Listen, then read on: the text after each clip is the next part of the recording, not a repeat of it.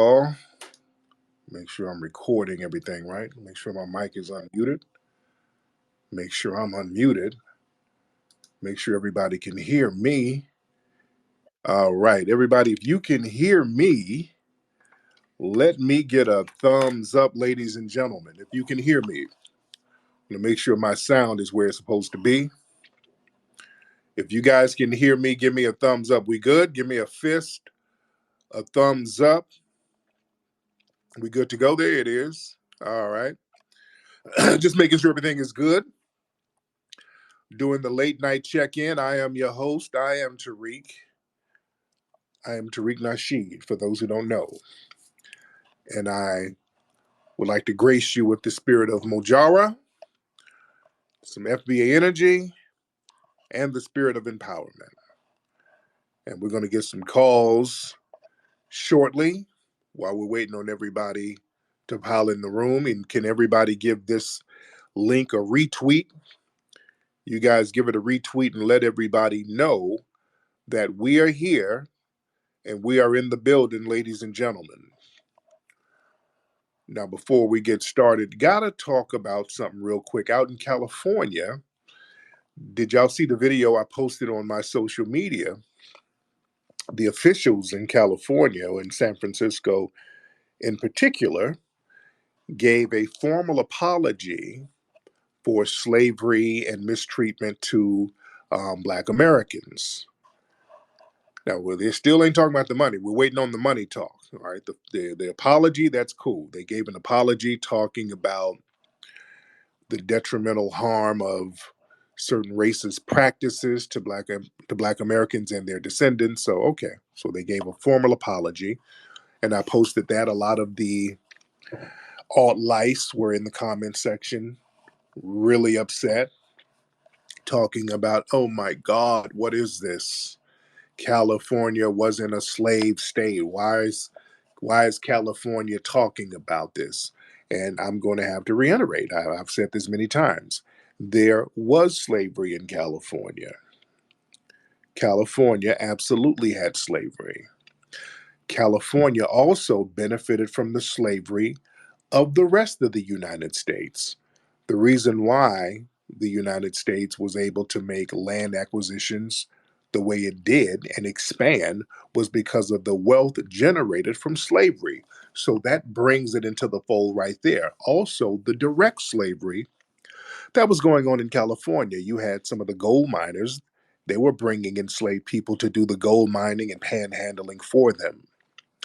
There were several famous cases involving slavery in California.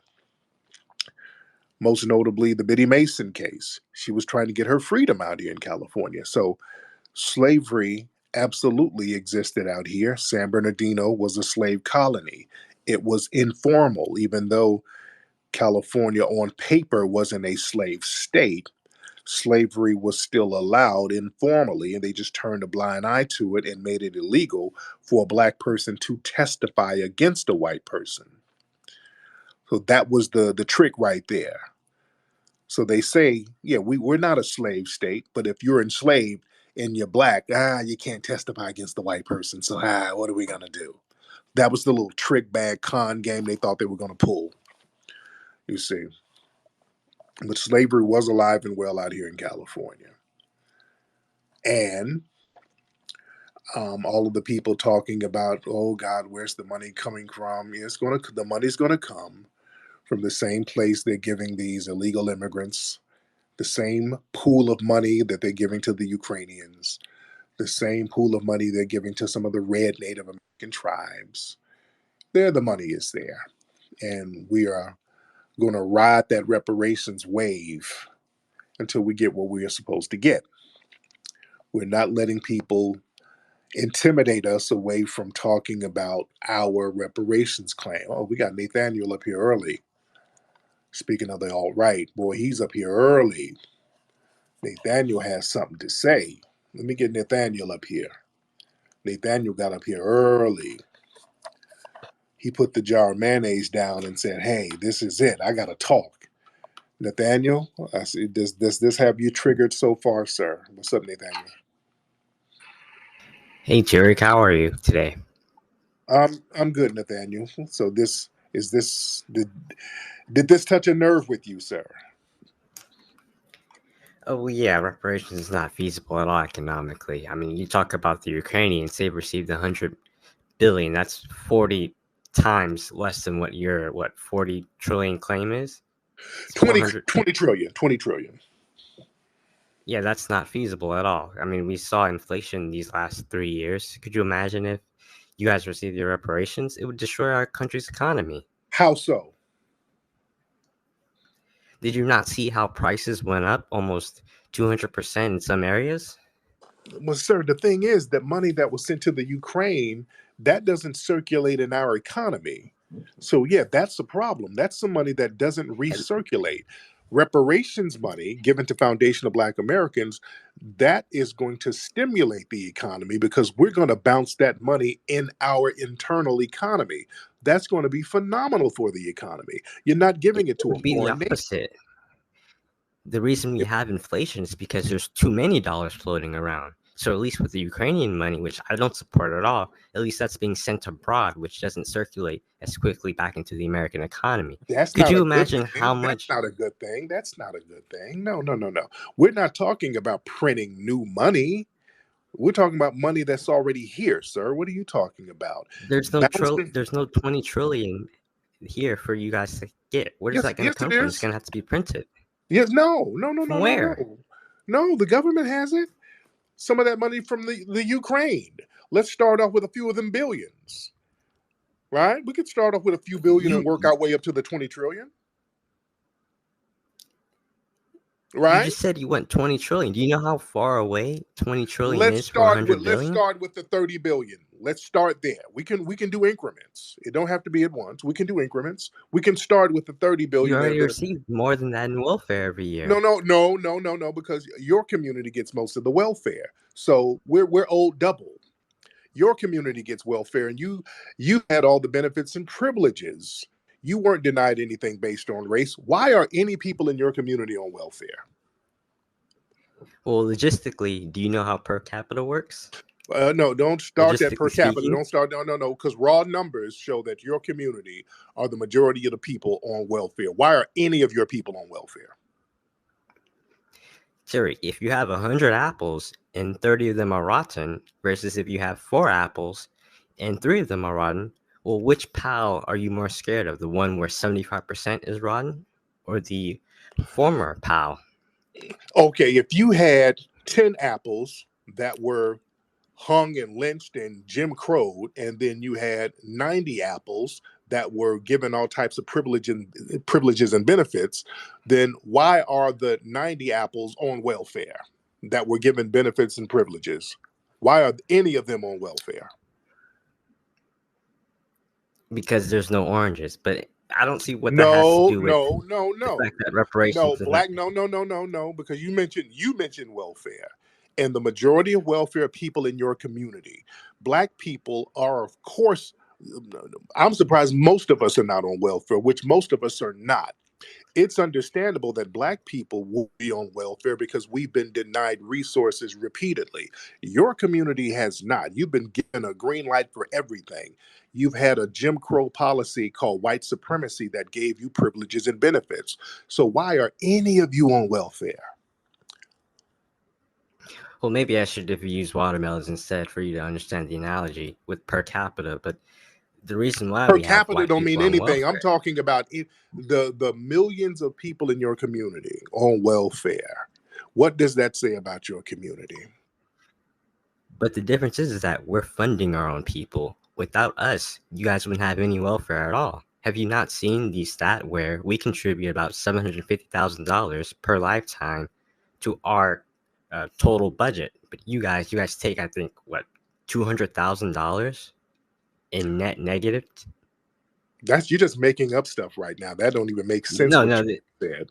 That makes zero sense. We're it makes taxpayers. And total not sense. no no no. And not You only are we the taxpayers, and you not take only more than what you contribute. no, that's called white supremacy. We were the ones who built this whole nation for free, and then y'all came and took all the resources and wealth. What you're doing is projecting, sir. That's a projection. What you're doing. Y'all took 100% of When the did you wealth. finish building? We did all the labor. for nothing, and then your community came and took 100% of the wealth, and you're talking about what we take. So if it were not for us, Wait, you what do you mean? would still be over there in Ireland, begging for a potato and some earthworm stew. All right, y'all When did came you and ate start off of building the us. country? We When did started you start building. building the country? We started building the country in the 1500s. How come you didn't start building it before we came? There were communities around the Americas that were TPs don't relatively count. advanced. Come on, mud huts and TPs don't count. Not all of them were mud huts and teepees. In fact, when some of the Spanish explorers went into Southern and Central America, they saw very advanced cities with mosques and other advanced amenities. So it wasn't teepees and huts all over the place. Wait, are we talking about the Americas? Yes, we're talking about the Americas, sir. There weren't teepees and huts everywhere. You had some advanced There were spots. no mosques in America. Yes, there were. There were no mosques. There were mosques. Then why did certain Spanish explorers say that there were mosques? Why did Columbus write in his diary that he saw a mosque in Cuba? Huh? Tariq, come on. There were no mosque in America. Then You're a why historian. You shouldn't be. did the white explorers say that? Okay, if your civilization was so built, how are you easily conquered by? You didn't explain, because I'm telling you what some of the Spanish explorers said. They said they saw mosques and other Moorish buildings here. And also, why did they bring Islamic translators? Or not, I won't say Islamic because they Christianized them, but they brought black people who could speak Hebrew and Arabic specifically to be translators. Why did they do that? I think you're lost. We're talking about the Americas, correct? Yeah, United States that's prior what I'm to the talking about. I'm Constitution. talking about the America. You said what was built before. I'm still talking about the Americas, what was in the Americas. And I'm telling you, Where were these mosques? somewhere down in Central America, Columbus said he saw one in Cuba in his own diary.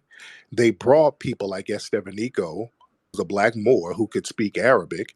They brought another Moor to Canada, Mateo da Costa, who could speak all types of different languages. So they were bringing in these people who could speak Arabic and Hebrew for a reason. So why do you think they were doing that?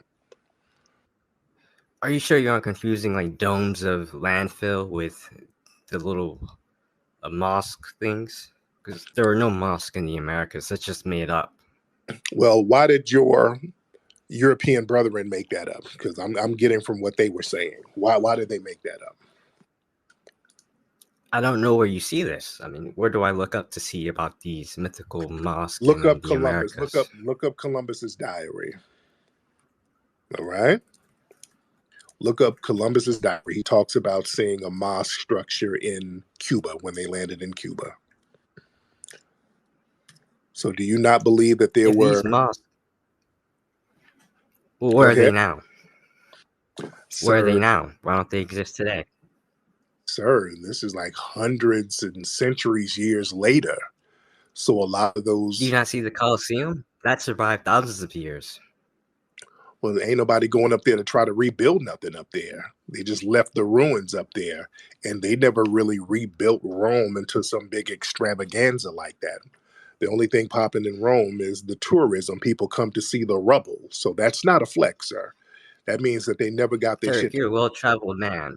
I'm sure Uh-huh. you've gone to Europe, you've gone to Scotland, you've seen the castles, you've seen the fortresses, and then you've I, also gone to Africa, and there's no withstanding architecture compared to European because the British, architecture that is the, withstand. yeah, because the British tore everything up in Africa. When the British came, the Arabs tore up a lot of stuff, and then the British came and tore up a lot of stuff, and they kept re-tearing things up. Even when they colonized things and black people got their independence, out of spite, they said, "Okay, we'll leave, but we're going to destroy these freeways, the buildings, the infrastructure." Some places even were so petty they took the toilet paper out of buildings. That's how petty they were. They make these people start all the way over. All right. So what's wrong with your community? What's wrong with these people? Oh, what's wrong with your community? What is this Majara? Are you guys doing another identity? What is it? Native No, no, that's our Americanism this no, month? no, no. That's called our. That's the spirit that we have. That we have a connection to God that you don't have. That's why you guys always try to latch on to us all the time, because you have no connection to the Most High at all. Many of the white supremacists are the embodiment of evil, and you know it. And we have You're the a most God, violent group in and, America. and we have a God spirit that you guys can't tap into, and we call it Mojara. You have a thievery spirit. That's why you steal all the iPhones in your nearest neighborhoods. Nobody has stolen more than the white supremacists, sir. Nobody. You guys still hold continents and resources from everybody. Nobody's more violent than a white supremacist, sir. You guys commit complete genocides everywhere you go. Nobody's more violent than you. Okay. How about we pose a two-state solution where you FBAs, you go on one side of the country and you let us on our side of the country, and we see what portion of the country would survive. Sir, Because I whenever don't we, think that you guys could survive without us. I really don't.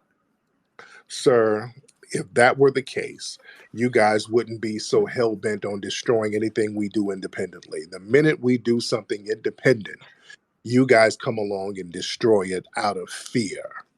There's a reason why your community had J. Edgar Hoover write in a memo called COINTELPRO, there can never be a rise of a black messiah. You had your intelligence agencies go out of their way, and they still do, to stop the progress of any type of black independence, sir. That's not a group of Name people. one thing that we've destroyed from your community. Name one Sir, thing. everything we build, you destroy. Whenever we build business districts, your community comes along and deliberately put freeways and train tracks in the middle of our business districts. Whenever we have thriving communities like in Wilmington, North Carolina, the white supremacists come in and destroy it. Tulsa, Oklahoma, you bomb that. So many other places, sir. That's all your No, community. those were mutual. Those were mutual. That was mutual destruction. Wasn't a mutual destruction. These a bunch of white supremacists saw these black millionaires and then got in planes and bombed the people. That wasn't what was mutual No, about that. most of these race riots were started because one of you guys committed a crime and it angered mobs, and mobs did, as you say earlier, street justice. I mean, weren't you talking about this last space?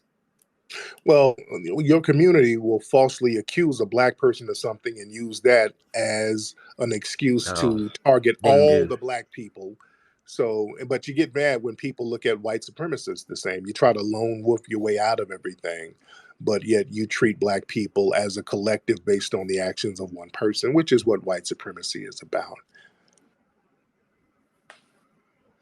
Right? Well, I mean, there's an excuse for everything that you have, but it's been great speaking to you, and I'm glad Black History Month is coming to an end. Why are you glad about that? Oh, Nathaniel, okay. So Black History Month is just the thought of it is tearing your ass up because black people are speaking these black truths out here. And let's get Patrick Knows in here. Let's get Patrick Knows. All right, Patrick Knows. Let's see what Patrick knows. Am I on? Yes, Patrick. About the reparations, I don't think Black Americans deserve reparations because you This is guys the have already taken reparations. this is the tether from yesterday. Y'all remember the tether who kept calling in? Now he's pretending to be a white man. This is a West African tether who's very jealous and envious of foundational black Americans. So why I'm do you not keep? jealous. Yes, you are. You're a jealous, angry, musty tether, sir. I was Why are just you? asking. I was Why are just you? asking a Why question. are you so jealous of foundational black Americans, sir? I just asked a simple question. You Again, guys why have are you? taken. You're a tether who fled over here. You want to talk to us about taking from something? You fled from a failed homeland, and you're over here eating off us, and got the nerve to talk about what we're taking? Really? You Hello? muted me again. I didn't. I have not touched the mute button, sir. You got DoorDash orders coming in. That's what's muting your phone. I haven't touched the mute button at all, sir. I've not muted you. FBAs cost United States government about $1 trillion a year. Okay. And you cost the United States government an additional $13 billion in deodorant to stop your must. So when you come over here, we don't have to smell you. So what's your point? Dudu Tunde? Okay, he bounced. Dudu Tunde bounced. All right. Boy, these jealous, angry tethers. They are obsessed with us. Man, man, man. All right, let me get Ani Usaru in. All right. Ani Usaru in. I think I'm pronouncing your name. Go ahead, Ani. What's going on, brother? I'm good, man. How are you? Doing good, man. First of all, Hernan Cortez saw 400 mosques in the Americas. Yes. Cortez Mm-hmm. saw 400, and it is documented that Columbus, in his diary, saw a mosque in Cuba. So he did write that in his diary, and a lot of white supremacists were trying to say it was a hill or something like that, but he said it was a mosque, and he traveled the whole world, so they act like he didn't know what a mosque was. So he was completely correct with that. And there's one more thing. There's a movie out on Netflix called, I think they redid Mr. and Mrs. Smith, and they got the guy Childish Gambino with an Asian Right. actress. I want you to probably look into that. There's a lot going on. I've been checking into that. I know you can get a little bit more out of it, but it's real strange, and there's a lot of things they're doing with the Childish Gambino character that you might need to look into. I'm gonna Appreciate check it. that. Thank you very, very much, brother. But yeah, brother was very correct, man. Cortez not only said he saw 400 mosques down in Central America, he drew a map of it. There's actually a map of what he saw. It was an advanced city down there in Central America. When he went down there to Mexico and the area now known as Mexico, he talked about seeing all of these mosques and apartment buildings and Moorish designs. This is Cortez in the 1500s. And he drew a map of it. So you guys can Google the map. See, these guys try to play that I'm white and I say so game. See, when you're rooted in history and you know the truth, that I'm white and I say so thing ain't gonna work. See, family, you better understand when the white supremacists open their mouths, about 85% of what they're saying is gonna be a lie. Just assume they're gonna lie. This is why we have to be very rooted in history so the lies don't work. And old boy called up. I didn't when Nathaniel the white supremacist called up. I didn't mute him. I just calmly debunked every lie he tried to get away with, and that just doesn't work here. We're not doing "I'm white and I say so." Facts are facts, and I'm quoting the white supremacist scholars and the explorers who came over here because they'll try to pass stuff off as being Afrocentric. Dude, I'll sit here and quote white scholars and writers and explorers who are not Afrocentric in any sense of the word. I could get into the Van Sertimas and the John Henry Clarks and the Jan Carews and some of these phenomenal black scholars, but hell, I can just stick with the white ones and debunk that stuff because there were some white people who told the truth. The Leo Werners and the Von Woutenau's and the Gerald Masseys and the David McRitchies, and you had some who told the truth about black history and who black people were and where they were and who they were and where were they in ancient times. So you have some who tell the truth. And look, truth be told, the white supremacists who call up, they know the truth too. I want y'all to understand that these guys who call up here trying to do the nah and all that, they know the truth. They know the truth, but they have to push the lies though. The name of the game is to try to Jedi mind trick us into not knowing the truth. They know about our Mojara spirit. They know about it. If you and I saw this earlier, there was some people down in, I think, Louisiana somewhere, kicking it at one of them slave plantations down there.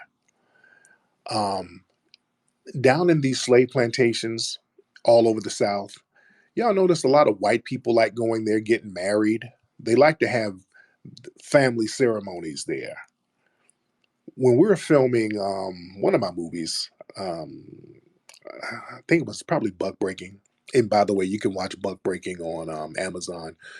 We're filming Buck Breaking. We filmed at some plantations down in Louisiana. We're soaking in that Mojara spirit from the family. That's why the movie was so successful. And when we're filming on the plantations down there, I noticed there were a lot of white people there getting married at these plantations. They have their wedding ceremonies at these plantations. They have family gatherings and parties. It was more white people at these plantations visiting than black people.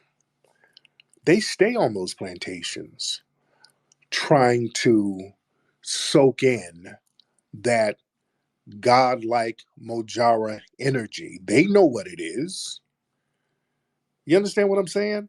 They know. This is why in white supremacist culture, it's always been a saying that rubbing a black person's hair is good luck. That's why they're always rubbing and fondling and touching in your hair. That's been a trope in their community for years. Touching our hair is good luck. Having us around in a contained environment, that's a good luck thing. We're like an energy portal to them. That's where the whole magic Negro concept came from. They understand the God-like connections that we have. They understand that. But they run the Jedi mind tricks on us. Talking about violence and thievery. No, that's them. And you might have one or two of us or a few of us who are thrown into the matrix with these people, and our godlike mission gets rerouted from being around them. You understand? That's when you notice our stuff gets janky when we're around them too damn much. The white supremacists. You know? But when we are on our own and we don't have them in our mix like they're to always trying to be, we actually fare better. Like the white supremacists called up talking about we wouldn't do anything, we couldn't have anything popping without them. The opposite is true. And Tulsa, Oklahoma is a great example of that because when Tulsa, Oklahoma started popping off, that was a throwaway place. That was just Indian territory where they just wanted to dump people off.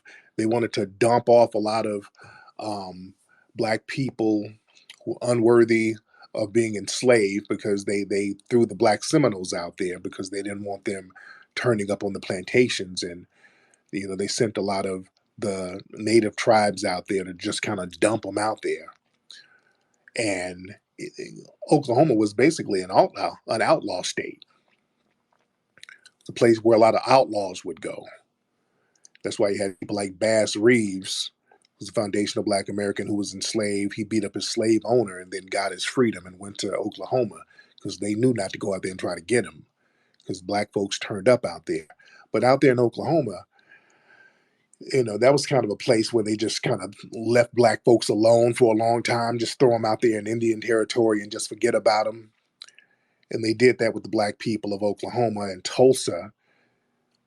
Wasn't like the South. In the South, the white people monitor what black folks do all the time. The black folks lived right across the tracks, so white people would just kind of monitor the actions and the movements of black people. They didn't do that in Oklahoma. So they just kind of left black people on their own, and then they woke up one day and saw a bunch of damn black millionaires. They're like, hey, whoa, the hell is this?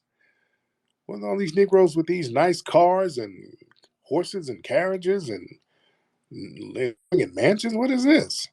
What the hell? We got to get into some I'm white and I say so business. We got to make a fake sexual assault claim. And that's what they did. They used that as a precursor and justification to bomb that place. The reason they were bombing that place was because of the economic stronghold that the black folks in Tulsa had. and they were ready to do international business. These were black people who are on their own, making millions without any white intervention. And then they were about to start doing international business. They had to stop that. So, excuse me. So, our progress always gets sabotaged. Our progress as foundational Black Americans is always sabotaged because they understand the Mojara spirit we have. They understand it. Let's get Mr. Badu. Mr. Badu. See you, peace to you, Tariq family. You doing all right, brother? I'm good, brother. What's on your mind, sir? Man, I'm here. I'm out here in Indianapolis. I'm kicking shit. First thing, I really just wanted to come up and say congratulations to you on 1 year at the Hidden History Museum. I've Yes, sir. been I've been following you ever since you've been putting it up. I've been rocking with you for a long time, man. So I'm just glad to see that that's been going on, and it's gonna be going up for 100 more years. You know what I'm Yes, sir. saying? So that's all that is, just from one black brother to another. And I hope I can rock your stage in Cali one time. That's it. You dig? Absolutely. Yes, indeed. Thank you so much, brother.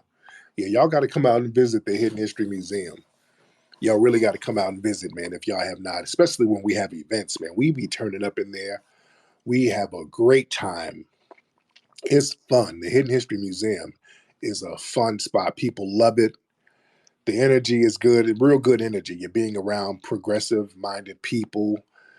The ladies love going up there because there's a lot of well to do brothers who show up. So the ladies love going up there. Um, my staff is phenomenal, man. We got a great staff and it's a vibe. And I'm thinking about the next event is probably, I'm thinking about doing another Coon Train Awards because that's something that we need to do. I think that might be the next event, the Coon Train Award, and then we're going to have a premiere of the new movie Microphone Check before it hits theaters. It's going to have a big red carpet event at the museum. So you guys, stay tuned. Stay tuned for that, ladies and gentlemen. All right, let me see some hands up here because we do have a lot of people in the building. And by the way, get your Rootwork deodorant at rootworkstyle.com. Rootworkstyle.com. Let's get From the culture of the American South, where roots hold stories, comes a natural deodorant inspired by generations of wisdom. Introducing Rootwork, the all-natural foundational Black American-based deodorant infused with the magic of High John the Conqueror root. Our unique blend, enriched with this legendary root, offers 24-hour protection, rooted in the power of nature. Embrace this deodorant that celebrates culture, history, and your well-being. Unlock the magic of Rootwork today. Experience the pure essence of nature. Visit rootworkstyle.com and make the switch to a healthier cultural choice.